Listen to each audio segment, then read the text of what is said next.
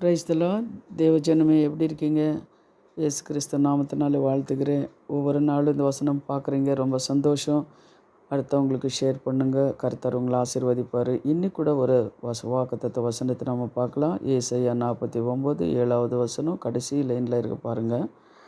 அவர் என்ன சொல்கிறாரு அப்படின்னு சொல்லிட்டு, நம்மளை தெரிந்து கொண்டவங்களை இஸ்ராயேல் ஜனங்கள் பரிசுத்தமும் ராஜாக்களை கண்டு எழுந்திருந்து பிரபுக்களும் பணிந்து கொள்வார்கள் அப்படின்னு சொல்லி நம்மளை பார்க்கும்போது ராஜாக்களும் பிரபுக்களாக எழும்பி நின்றார்களாம் நம்ம பார்த்து. அப்படி எப்படி நம்ம அப்படி இருந்தான்னா, நம்ம பரிசுத்தமாக இருக்கும்போது, தேவன் கற்பனையில் படி நடக்கும்போது, தேவன் நம்ம தேடும்போது, அவர் என்ன பண்ணுறாருன்னா நம்மளுக்கு ஒரு அதிகாரம் கொடுக்குறாரு. நம்மளை பார்த்த ஜனங்களெல்லாம் என்ன பண்ண, ராஜாக்களும் மந்திரிகளும் யார் இருந்தாலும் சரி எழும்பி நின்று வணக்கம் பண்ணுற மாதிரி தேவன் என்ன பண்ணுறாருன்னா நம்மளை நிறுத்துவார். அதே அவரோட நோக்கம். அப்படி தேவனுக்கு அப்போ நம்ம என்ன செய்யணும்னா, அவரை நம்பணும், அவரை நேசிக்கணும், அவரை தேடணும், அவர் கீழ்ப்படியணும்.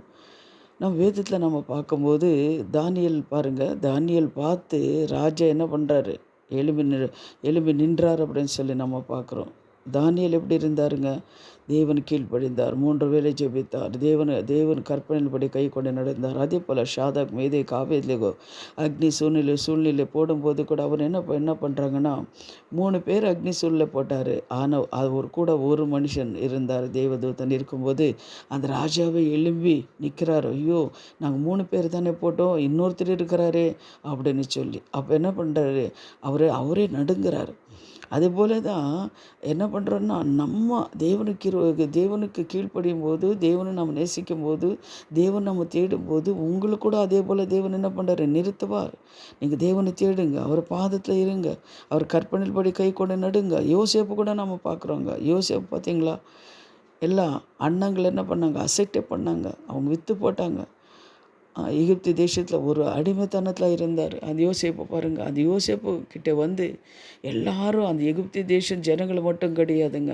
ஆனால் அவங்க அண்ணா அவங்க யார் விற்று போட்டாங்களோ, யாராவது துன்பப்படுத்தினாரோ வேதனைப்படுத்தினாரோ அவங்கள வந்து அவர் என்ன பண்ணார், பணிந்து கொண்டார்கள் அப்படின்னு சொல்லி நம்ம பார்க்குறோம். தேவ ஜனமே, அதே போல் நம்ம தேவனை தேடும்போது, தேவனுக்கு நம்ம கீழ்ப்படியும் போது அவர் என்ன பண்ணார், உங்களுக்கு கூட அதே போல் அவர் நிறுத்துவார் அப்படின்றதுல சந்தேகம் கிடையாது. இன்னொரு காரியம் கூட நம்ம பார்க்குறோம். யார் அசைட்டை பண்ணவராக இருந்தார், யார், இயேசு கிறிஸ்து. ஏன்னா எப்படி பண்ணாங்க, அசைட்டை பண்ணாங்க, சிலுவிலே போட்டாங்க. அவங்கள என்ன பண்ணாங்க, கேவலமாக பேசினாங்க, குத்துனாங்க. பாருங்கள், ஏசாயா 53:3 பாருங்கள். அவர் அசைட்டை பண்ணவரும், மனுஷரையே புறக்கணிக்கப்பட்டவரும், துக்கம் நிறைந்தவரும், பாடுகளை அனுபவிக்கிறவருமாயிருந்தார். அவரை விட்டு தம்முடைய முகங்களையே மறித்து கொண்டோம் அவர் அசைட்டை பண்ணப்பட்டவராக இருந்தார் அப்படின்னு சொல்லி நம்ம பார்க்குறோம். அதே போல் இன்னொரு வசனத்தை கூட நீங்கள் பார்க்கும்போது அங்கே கூட நான் என்ன சொல்கிறது பாருங்கள். மத்தேயுவில் நீங்கள் பார்க்கும்போது பரிசுத்தருமாகிய கர்த்தர் ராஜரிக்கம் பண்ணுகிற தேவனாக அவர் வரப்போகிறார். எல்லா மண்ணுகால்களும் அவருக்கு மடுங்கும், நாவுகள் யாவும் அவரை அறிக்கை செய்யும் அப்படின்னு சொல்லி நம்ம பார்க்குறோம். தேவஜனமே, அதே போல தான் தேவனுக்கு கீழ்ப்படிந்து நம்ம நடக்கும்போது நம்மளை கூட பார்த்து தேவன் ராஜ்யங்களோ அதிகாரிகளோ எழும்பி நிற்கிற அளவுக்கு தேவன் என்ன பண்ண நம்மளை ஆசீர்வதிக்கிற தேவனாக இருக்கிறா. தேவஜனமே, அதுக்காக தேவனை தேடுங்க, கர்த்தர் உங்களை ஆசீர்வதிப்பார். என்ன கஷ்டங்கள் இருந்தாலும் சரி, அவனை விடாதீங்க, அவனை தேடுங்க. காலையில் மாலையில் அவங்க தேடுங்க, கர்த்தர் உங்களோட இருப்பார். இப்போ நம்ம ஜெபிக்கலாம். எங்களை அதிகமாக நேசிக்கிற பரலோக பிதாவே, சர்வ வல்லமுள்ள தேவனே, ஸ்தோத்திரம் ஐயா.